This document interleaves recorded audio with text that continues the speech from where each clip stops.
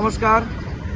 सर्व महाराष्ट्र सैनिकांना माहितीच असेल की आज आपल्या सर्व महाराष्ट्र सैनिकांवर अनेक केसेस आपल्याला वेगवेगळ्या आपल्या अंगावर आहेत.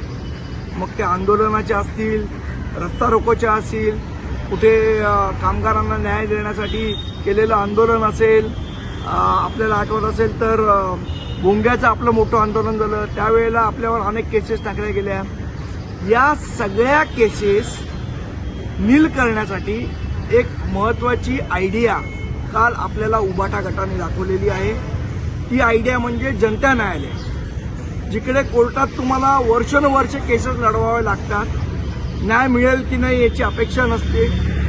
मला असं वाटतं सर्व महाराष्ट्र सैनिकांना माझं आव्हान आहे की त्यांनी त्यांच्या शाखेमध्ये एक न्यायालय, जनता न्यायालय बसवावं. आपल्या जेवढ्या महाराष्ट्र सैनिकांवर जेवढ्या केसेस असतील तेवढ्या केसेस त्या जनता न्यायालयात चालवून आपली निर्दोष सुटका या सगळ्या केसेसमधनं करून घ्यावी. गरज बसली तर आपले लिगल सेलचे जे वकील आहेत त्यांना बोलवावं. म्हणजे आपलेच वकील, आपलंच न्यायालय आणि आपलाच निर्णय. मला असं वाटतं ह्याच्यापेक्षा चांगला मार्ग आपल्याला मिळू शकत नाही.